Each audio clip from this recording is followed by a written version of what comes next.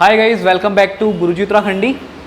तो अब यहाँ पे जैसे आप सभी को पता है कि हमने यहाँ पे रीजनिंग की एक सीरीज़ स्टार्ट कर दी है और बहुत ही जल्द हम इस सीरीज़ को लॉन्च करने वाले हैं। क्योंकि जो रीजनिंग का पोर्शन है, आप कोई सा भी कॉम्पिटिटिव का एग्जाम उठाइए, आपको सभी एग्जाम में रीजनिंग का पोर्शन देखने को मिलता है, भले इसका पोर्शन कम ही क्यों ना हो, बट हर एक एग्जाम के लिए बहुत ज़्यादा इंपॉर्टेंट है। तो इस नई सीरीज़ को हम लॉन्च करने वाले हैं जल्द ही। तो अगर आप इसको खरीदने के इच्छुक हैं तो कमेंट सेक्शन में आप जा करके अपना इंटरेस्ट दिखा सकते हैं। तो अब आगे बढ़ते हुए इसमें ऑलरेडी हम 2 टॉपिक पहले पढ़ चुके हैं और तीसरा टॉपिक आपका है सादृश्यता। थोड़ा बोलने में टिपिकल सा है तो इंग्लिश में हम इसको समझेंगे एनालॉगी। ठीक हो गया। इसमें होता क्या है, पहली बात तो मैं आपको बता दूं कि इस टॉपिक को कोई भी टीचर आपको सिर्फ गाइड कर सकता है, आपको एग्जैक्टली नहीं समझा सकता। क्योंकि इसमें जितनी अच्छी आपकी नॉलेज होगी या जितना अच्छा आपने पढ़ा होगा, जितना ज़्यादा आपको डिटेलिंग पता है चीज़ों के बारे में, उतना बेस्ट आप आंसर यहाँ पे दे सकते हो। क्योंकि यहाँ पे आंसर बहुत कंफ्यूजिंग होते हैं। अगर आपने ढंग से पढ़ा है, मैं ये भी नहीं कह सकता कि आपको किस फील्ड की नॉलेज है, क्योंकि एनालॉगी के क्वेश्चन आपका किसी भी फील्ड को उठा के बनाए जा सकते हैं। ओके, तो जितनी आपको किसी भी फील्ड के बारे में जानकारी अच्छी होगी, उतना ही बेस्ट आप आंसर दे पाओगे। तो यहाँ पे कोई भी टीचर आपको सिर्फ इसके बारे में गाइड ही कर सकता है। तो देखते हैं इसके क्वेश्चन आते कैसे हैं। तो देखो, आपके सामने कुछ क्वेश्चन मैंने लिखे हुए हैं यहाँ पे। अब देखते हैं कि इनको करा कैसे जाएगा। ठीक हो गया। तो जैसे पहला आप देख रहे हो पत्नी और विवाह, इसमें आप देख रहे हो एक रिलेशन दिख रहा है। मतलब अगर आपका विवाह होगा तो आपके पास पत्नी होगी, राइट। तो शादी के बाद ही आपके पास वाइफ होगी। तो आपको इसी को देखते हुए, इसी सादृश्यता को देखते हुए या एनालॉगी को देखते हुए आपको इनमें से एक बेस्ट ऑप्शन चुनना है।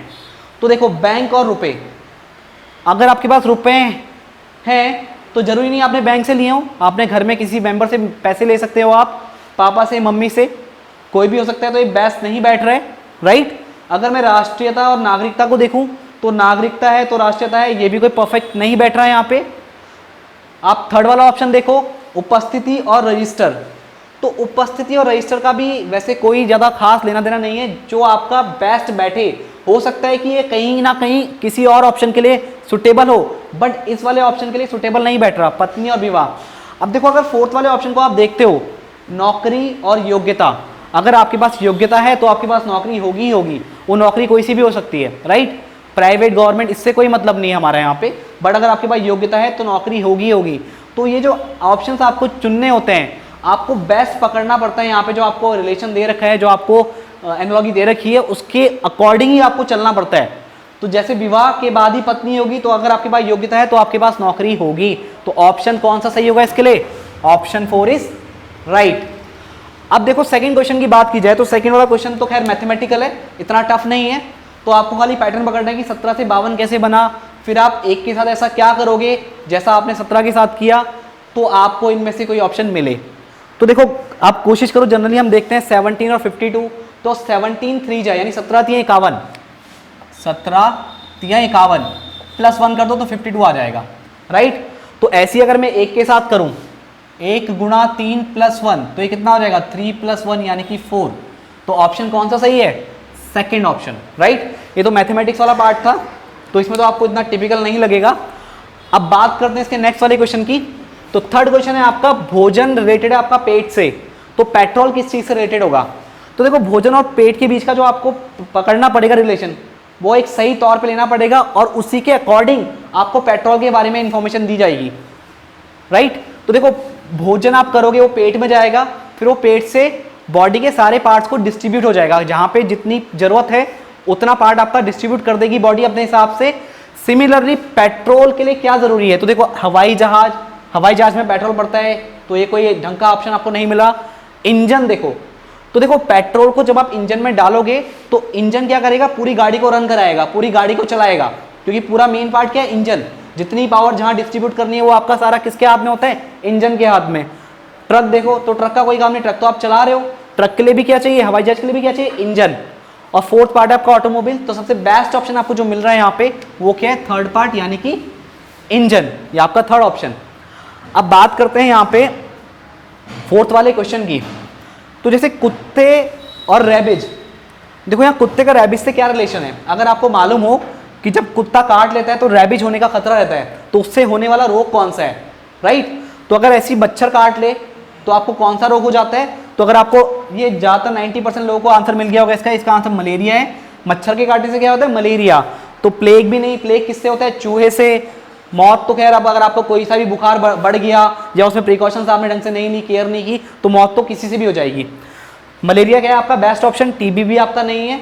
ओके, अब बात करते हैं फिफ्थ वाले क्वेश्चन की। यहाँ पे आंसर कौन सा है? मलेरिया। अब देखो फिफ्थ वाला जो क्वेश्चन है आपका, भारत रिलेटेड है। भारत, देखो भारत को किससे एनालॉग किया है इसने? राष्ट्रपति से। तो इसी तरह आप राज्य को किससे एनालॉग करोगे? राइट। तो देखो भारत राष्ट्रपति, तो देखो राष्ट्रपति जो आपका चुना जाता है वो हम लोग नहीं चुनते, हम लोग वोट करके राष्ट्रपति को नहीं चुनते हैं।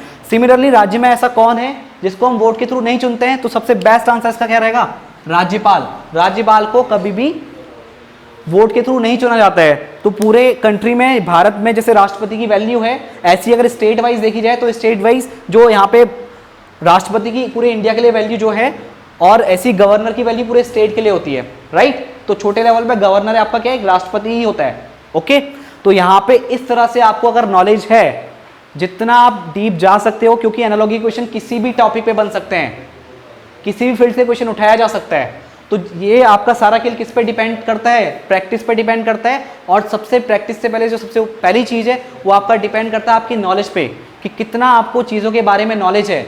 जितना अच्छा, जितना वाइड आपका नॉलेज होगा, उतना बेस्ट आंसर आप दे पाओगे। और इसमें मैं आपको एक चीज़ और बता दूं, जो आप ऐसे क्वेश्चंस देखोगे तो इसमें लास्ट वाला ऑप्शन और देखने को मिलेगा, इनमें से कोई नहीं।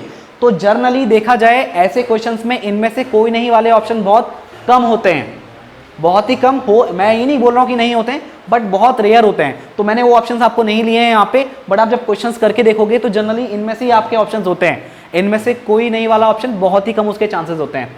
तो जैसा कि हमने यहाँ पे बताया, हम यहाँ पे नया कोर्स आपके लिए लॉन्च कर रहे हैं। तो अगर आप इसको खरीदने के इच्छुक हैं तो आप अपना इंटरेस्ट कमेंट सेक्शन में दिखा सकते हैं। तो आज के लेक्चर में बस इतना ही। Thank you.